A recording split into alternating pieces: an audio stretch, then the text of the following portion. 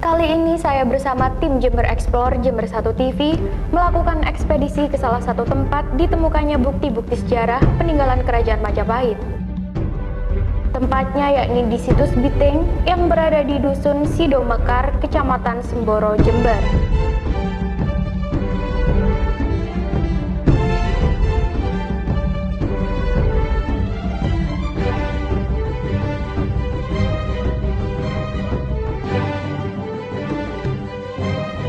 Tibalah saya di lokasi situs Biting. Tempatnya asri dan sejuk. Terdapat pohon beringin besar dan sisa-sisa bangunan kuno menandai adanya peristiwa sejarah di kawasan ini.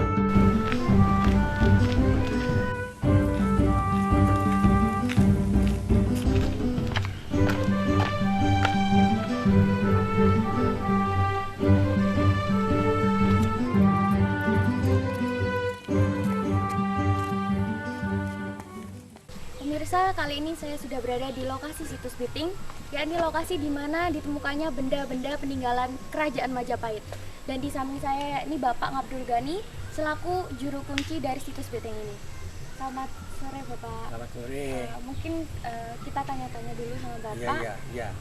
Bapak sudah berapa lama sih Pak jadi juru kunci di situs ini? Kalau jadi juru kunci saya pada tahun 57 itu mengikuti orang tua, tapi saya masih kecil ikut sama orang tua ke sini. Terus saya yang jadi juru kunci bapak saya. Pada waktu itu yang untuk menyuruh di sini Pak Kampung Sarpan sama petinggi Sanusi, terus di direstoni dengan Bupati siapa itu Pak Wedono Bagio, terus bupatinya Pak Utomo memang meninjau ke sini meresmikan bangunan yang lebih dulu masih baru dibangun pada waktu itu Gapuro di Makaran itu Bung Karno itu pada waktu itu rame. Terus tahun 68 dirusak zaman kami akhirnya orang tua kan lalu sakit-sakitan, terus akhirnya tahun 74 orang tua saya meninggal. Terus pada waktu itu saya terpaksa, saya 8 saudara, saya yang nomor 4, saya yang disuruh menggantikan orang tua. Tapi Pak Surat itu minta informasi dari masyarakat siapa yang mampu mengganti Pak Salam. Terus di woro-woro tidak ada yang mau, takut katanya. Atau akhirnya saya yang padahal saya masih bujangan, masih itu. Terus dari sini mulai 74 sampai sekarang ini. Jadi Bapak di sini selaku pemegang amanah sekaligus penanggung jawab dari keamanan sejarah di sini. Saya bisa melihat langsung Bapak tentang peninggalan Kerajaan Majapahit itu? Bisa. Baik. Jadi pemirsa, saya di sini juga ditemani oleh bapak-bapak dari Forum Komunikasi Batara Sabta Prabu untuk melihat langsung bagaimana kondisi dan juga benda-benda apa saja yang menjadi peninggalan Kerajaan Majapahit. Kita langsung saja lihat ke dalam. Mari Pak.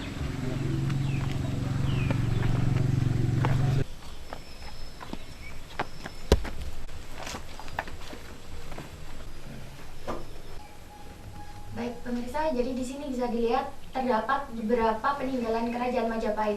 Di antaranya terdapat alung ya Pak? Iya. Alu atau lesung batu yang biasanya digunakan untuk meracik obat-obatan.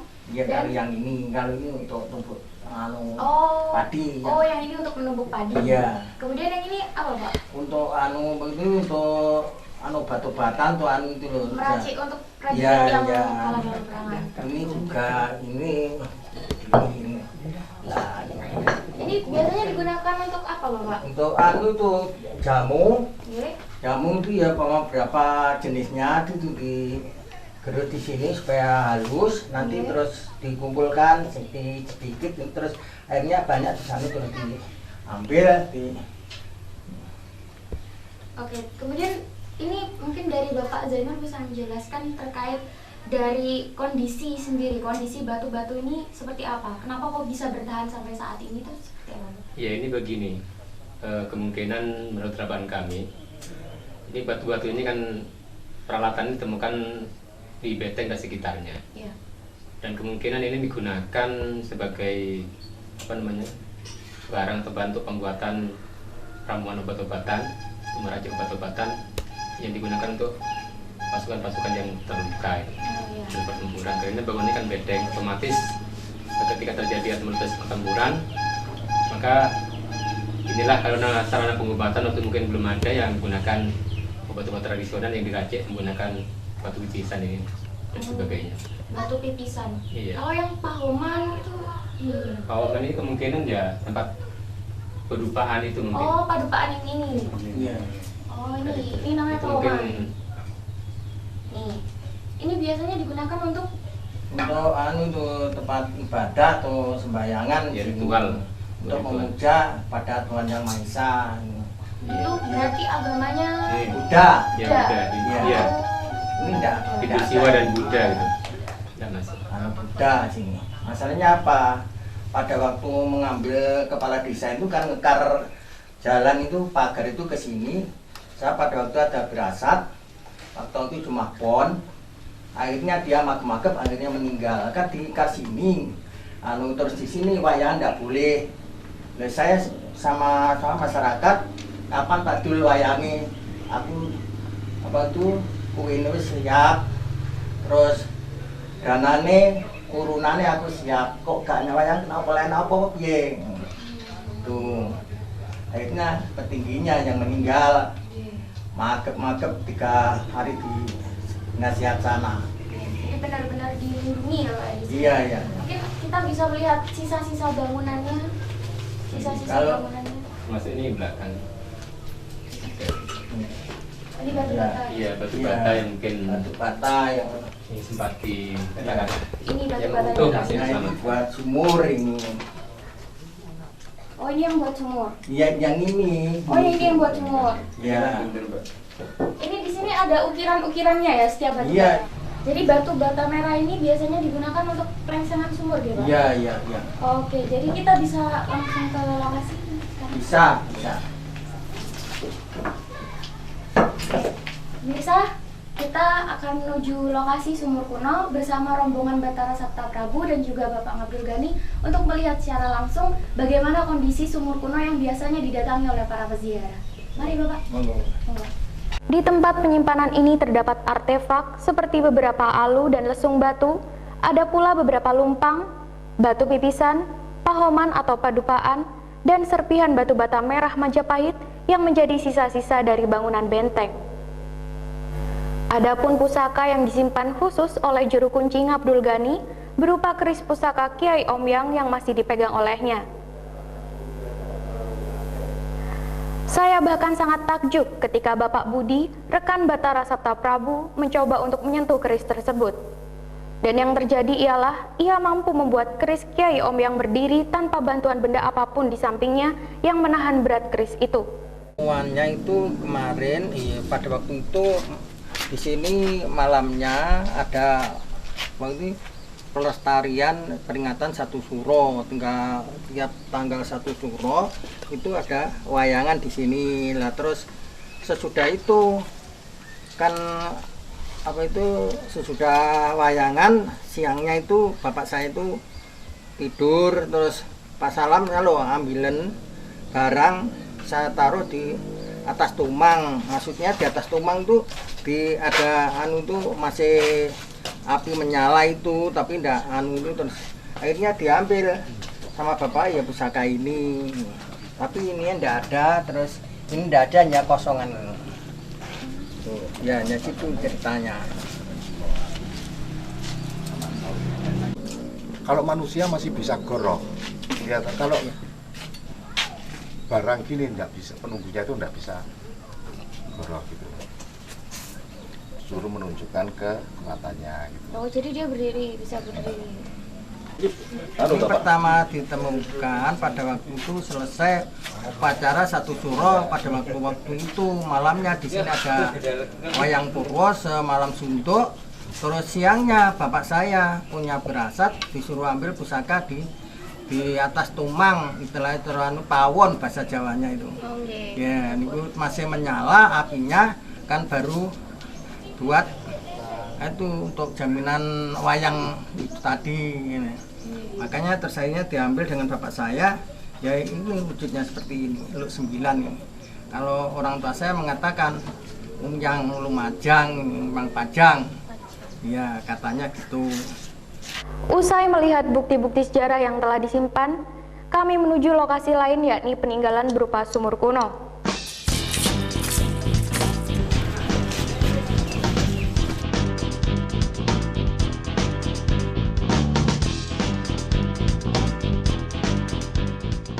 Jadi ini benar-benar dibuat dari batu bata merah zaman dulu ya Pak? Iya betul. Airnya pun masih jernih. Masih jernih, buktinya itu lihat itu sendiri.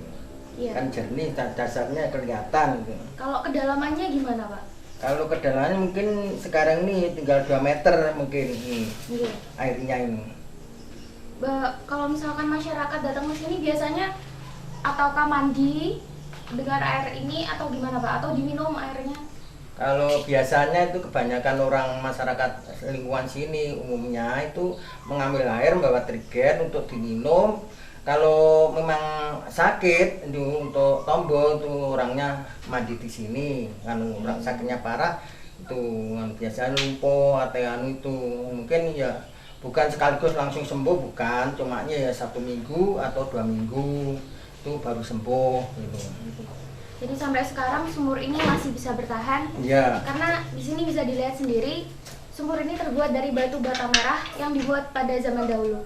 Dan bedanya dengan batu bata zaman sekarang, kalau zaman dulu itu dibuat berdasarkan tanah liat pilihan dan juga dengan kualitas pembakaran yang sangat tinggi. Jadi dapat bertahan hingga 600 tahun lamanya.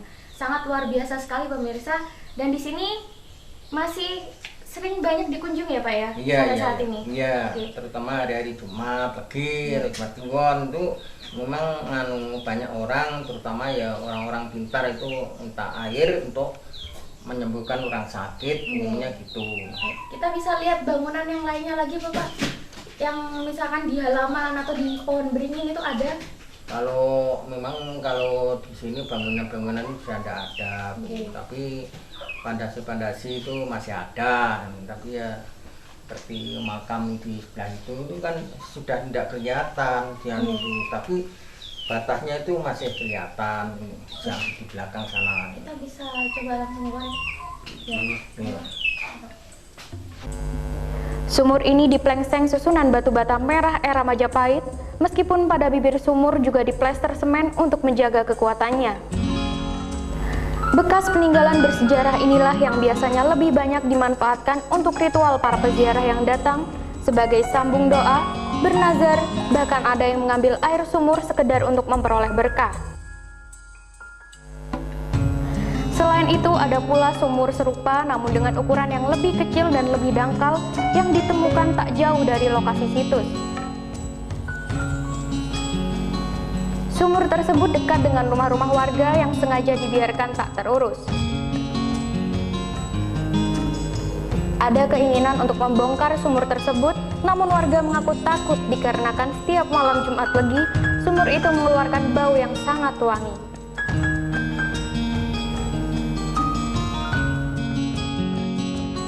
Namun hanya segelintir orang saja yang datang untuk penelitian sejarah.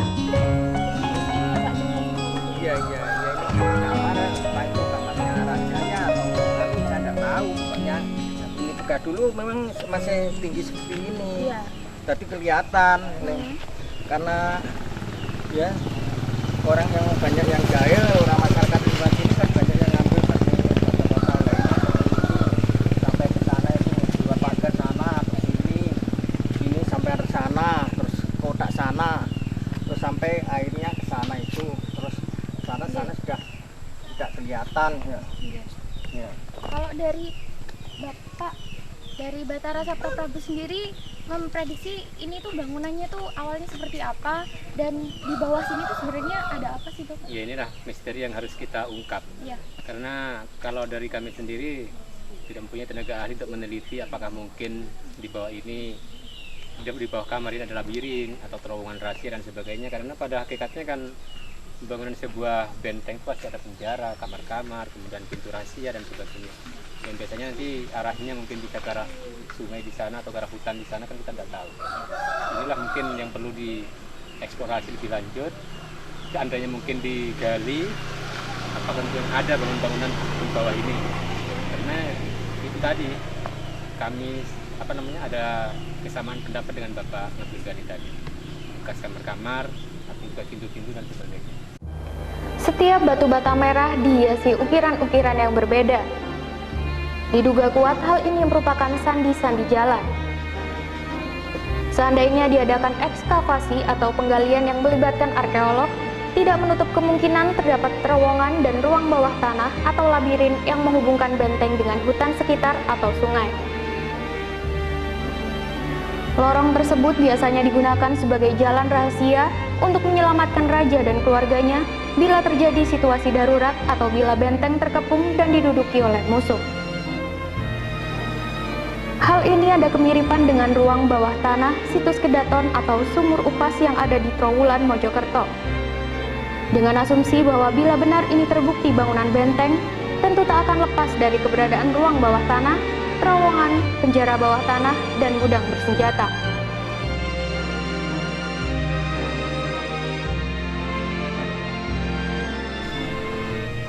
Pemirsa, setelah kita melihat beberapa bangunan peninggalan Kerajaan Majapahit ini, kita akan langsung menguak terkait bagaimana peristiwa yang terjadi antara Raja Kertabumi atau Brawijaya V melawan Raden Patah sehingga ini merupakan benteng terakhirnya dan pasca meloloskan diri dari kekalahan Kerajaan Majapahit. Untuk selanjutnya, kita akan ngobrol banyak bersama Batara Sabta Prabu.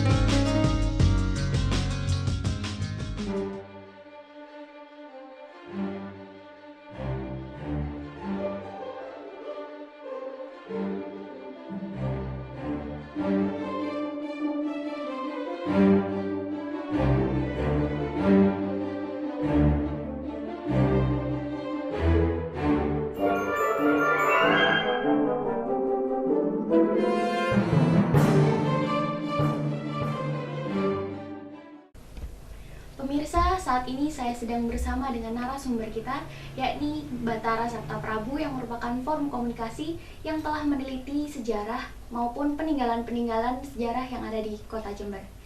Yang hadir bersama saya ini juga koordinator dari Batara Sabta Prabu, Bapak Zainul. Iya. Kemudian di sampingnya juga ada Bapak Bambang, dan di samping saya juga ada Bapak Ria. Saya akan menanyakan dulu terkait situs benteng Bapak. Bagaimana sih ceritanya awal mulanya Batara Sabta Prabu itu menemukan atau menindaklanjuti terkait peninggalan di situs benteng itu tadi? Iya, situs benteng ini memang sebenarnya sudah lama ditemukan, sekitar tahun 1920-an. Kemudian dipublikasikan itu sekitar tahun 1957, dan kami juga hanya dengarnya itu dari semacam cerita-cerita dari mulut ke mulut. Dan kemudian kami setelah Sabta Prabu terbentuk mengadakan ekspedisi ke sana.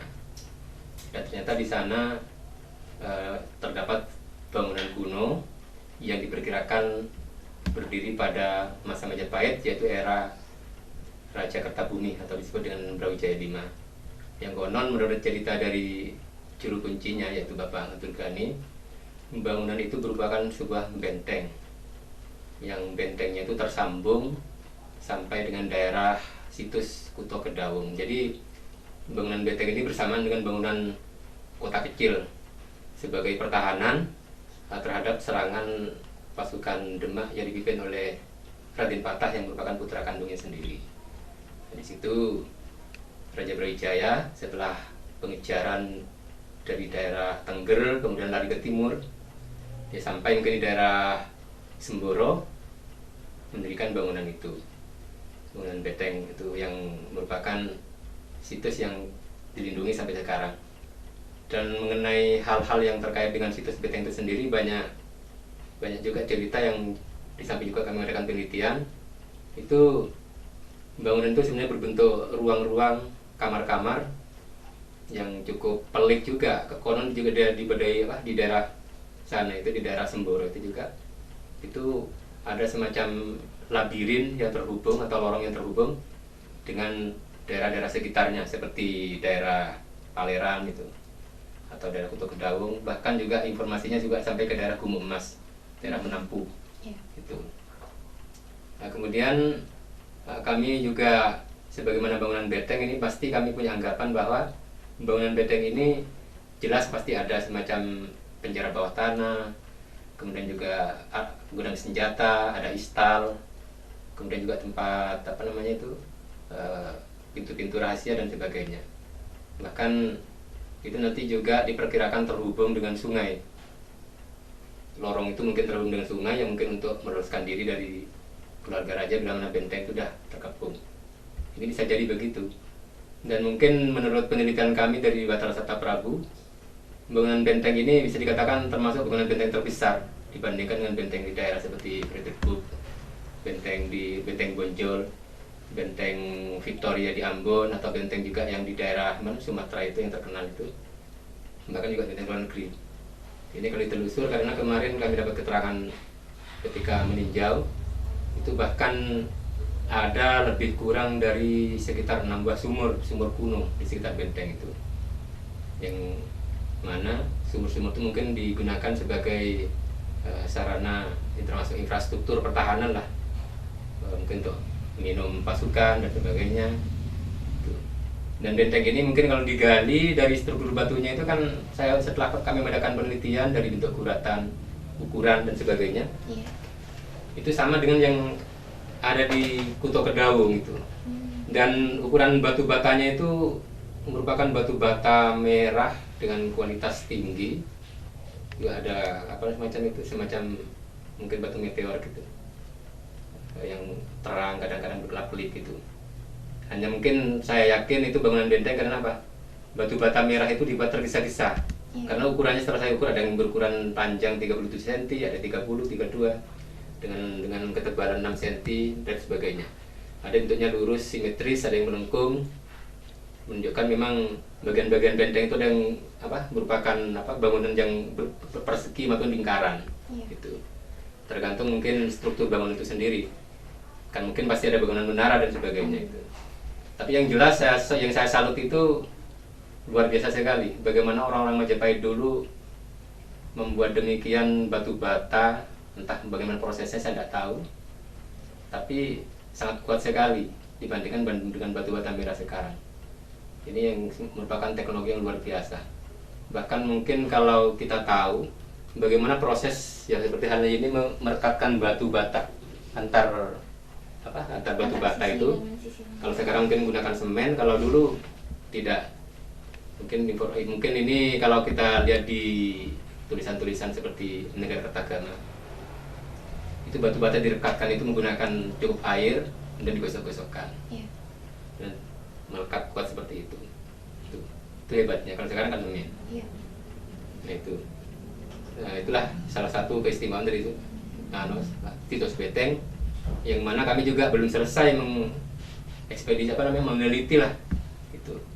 Hanya nanti karena selama itu pemerintah itu kurang perhatian. Kami sendiri kan juga terbatas, tidak punya tenaga ahli dan sebagainya. Tapi harapan kami ini sebenarnya berdasarkan faktor interpretasi. Jadi juga kami sedikit mempelajari tentang buku Negara Kertagama. Karena situs beteng itu pun sendiri kurang jelas apakah itu betul-betul pada era Majapahit Brawijaya atau sebelumnya. Karena dalam kitab Negara Kertagama Kukuh 70 disebutkan bahwa Prabu Hayam Wuruk ini sering mengadakan perjalanan tirtayatra ke arah timur, ke daerah Jember. Ini ternyata saya membaca itu kok paling banyak daerah Jember yang didatangi. Contoh saja daerah-daerah yang pernah didatangi Hayam Wuruk ini seperti Balung, yang jadi Kecamatan Balung sekarang, kemudian Kuto Bacok ini Watulo.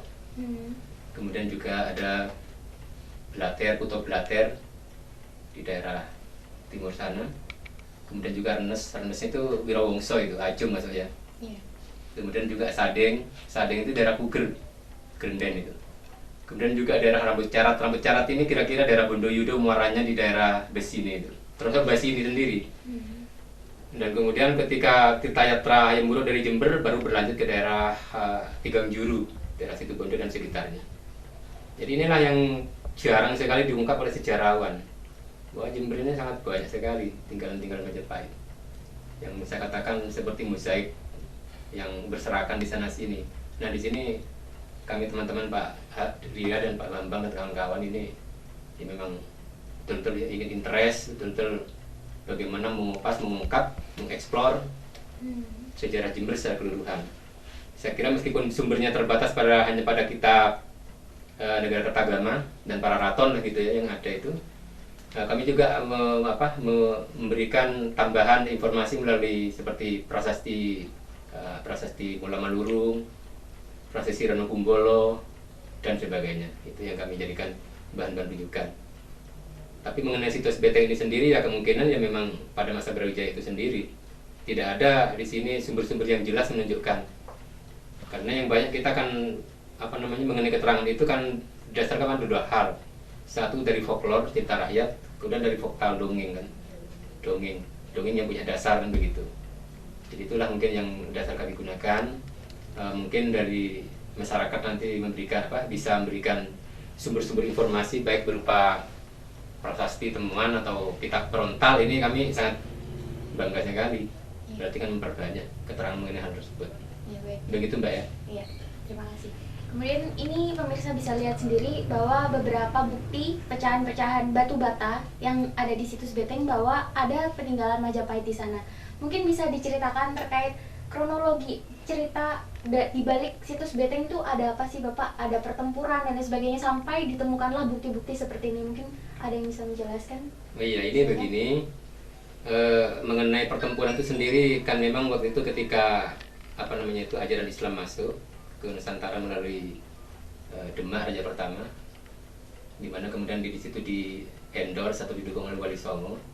Memang terjadi semacam perang hegemoni kepentingan yang sifatnya politis. Saya tidak mengatakan itu perang agama. Karena apa? Antara Majapahit dengan Demak, meskipun backgroundnya adalah Majapahit itu adalah Hindu-Buddha, sedangkan Demak itu Islam, sebenarnya pertempuran antara Kertabumi dengan putranya Denpatah ini tidak bisa dikatakan sebagai perang agama. Meskipun di sini Demak dengan kepentingan kepentingan penyebaran Islam, atau Majapahit dengan kepentingan mempertahankan kekuasaannya, itu sebenarnya tidak begitu. Karena apa? Di situ ternyata salah satu putra dari Raden Patah, dari Kertabumi, yaitu Raden Husein ini memeluk agama Islam, ini berada pada pihak Majapahit, yang ansih beragama Hindu kan, dan secara vis-a-vis berhadapan dengan Raden Patah. Nah di situ kan bersaudara kan, meski mungkin lain bapak kan gitu. Raden Husein dan Raden Patah ini berseberangan, bertempur di situ. Dan untuk makam Raden Husein sendiri kita bisa dilihat di situs Troloyo, makam Trowulan itu. Itu. Jadi kepentingan peperangan sebenarnya itu tadi saya katakan bukan perang agama. Namun di sini konon ya menurut cerita dari juru kunci itu disebutkan bahwa itu ketidakmampuan dari seorang Brawijaya menerima ajakan untuk memeluk Islam itu dan berbagai versi. Tapi juga ada kalanya juga merupakan bentuk sudah semacam pertahanan terakhir, hegemoni terakhir dari Majapahit untuk melepaskan diri dari pengaruh Demak gitu. Jadi memang banyak kesimpulan atau banyak pendapat mengenai perang itu sendiri. Tapi yang jelas setelah era perang Parikrek atau mungkin bahkan sebelumnya ketika perang Bubat atau orang mengatakan Sangat Turangga Paksewani, itu Majapahit sudah kehilangan pamornya sebenarnya Gajah Mada kan.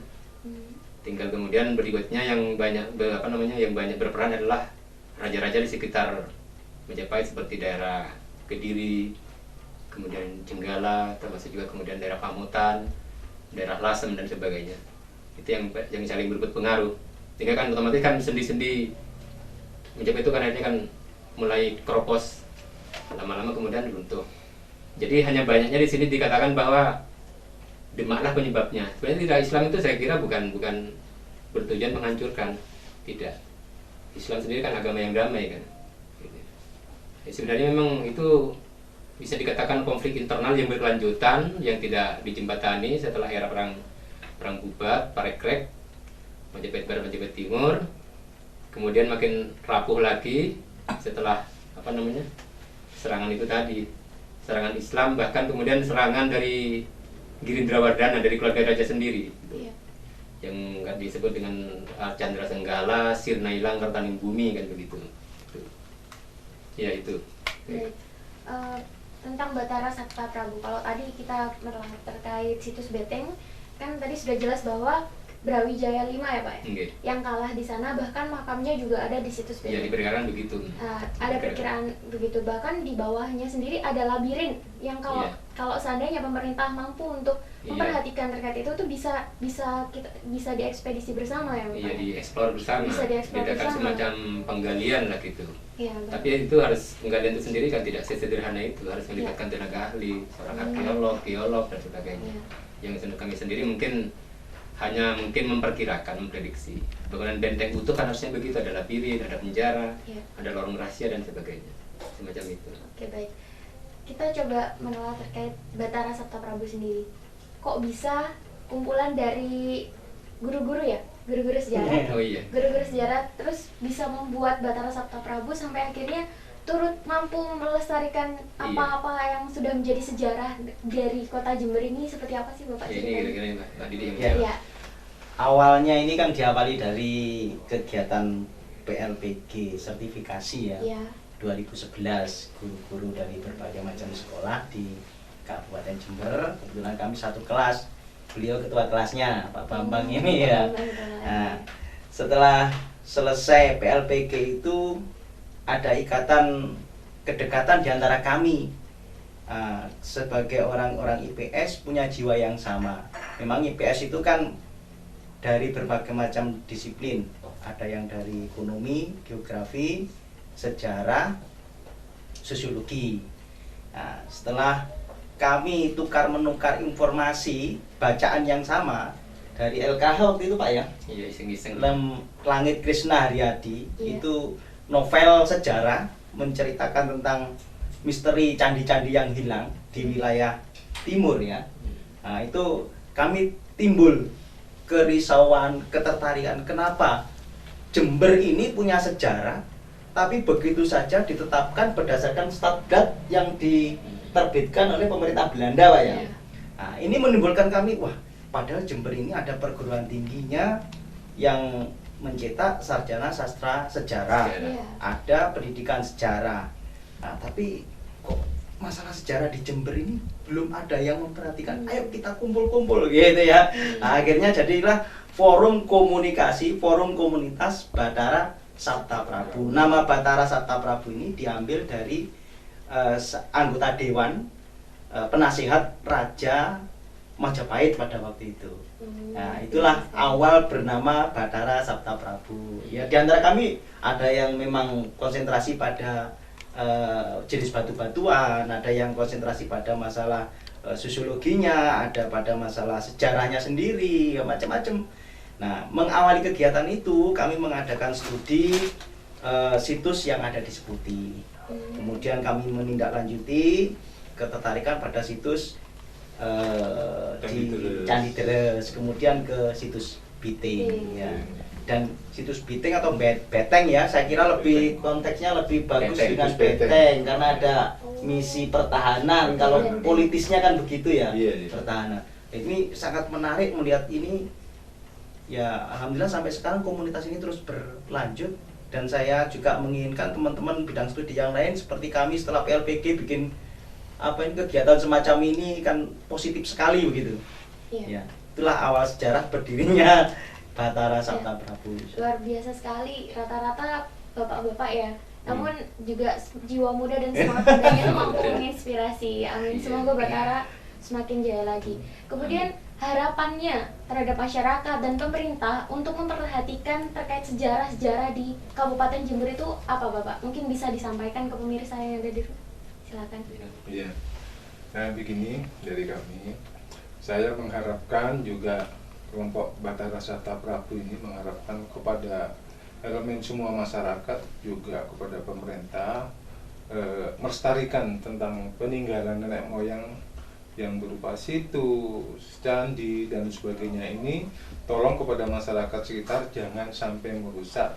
Kalau bisa melestarikan, dimana kalau masyarakat itu menemukan situs-situs yang belum kami ketahui, supaya menghubungi kami, dimana kami sudah buka broker di sana, juga di tempat-tempat yang sudah dikunjungi, tentunya yang ada di situs Beteng, kami sudah memberikan alamat dan papan nama di sana, gitu.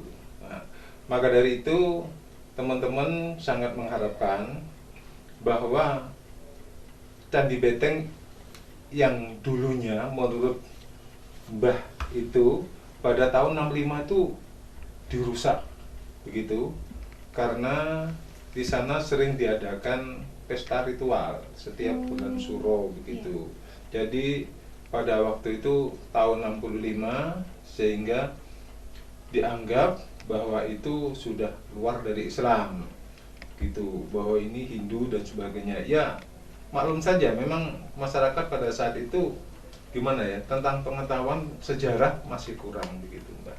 Saya harapkan kepada pemerintah daerah, mari bersama-sama kami khususnya juga paguyuban yang lain untuk melestarikan sejarah yang ada di daerah Jember Timur ini, daerah Belambangan dan sebagainya. Jadi di masyarakat yang ada di daerah, baik itu di daerah Jember dan sekitarnya, Banyuwangi, Bondowoso, Situbondo, Tapal Kuda ini, mari bersama-sama kerjasama dan memberikan informasi kepada kami. Kami insya Allah akan mengadakan penelitian ke sana. Begitu, Mbak. Baik. Pemirsa, kurangnya kesadaran masyarakat dan ketidaktahuan terhadap pentingnya cagar budaya membuat kita semua melupakan terkait warisan-warisan budaya, terutama yang ada di Kabupaten Jember. Semoga Jember Explore kali ini dapat membuka mata kita semua bahwa penting bagi kita untuk memahami sejarah, karena sejarah merupakan warisan budaya yang patut untuk dilestarikan dan dijaga. Pemirsa, usai sudah perjumpaan kita pada kali ini, saya Wiwin Riza Kurnia beserta seluruh kerabat kerja yang bertugas mohon undur diri dulu dari hadapan Anda. Terima kasih dan salam Satu TV.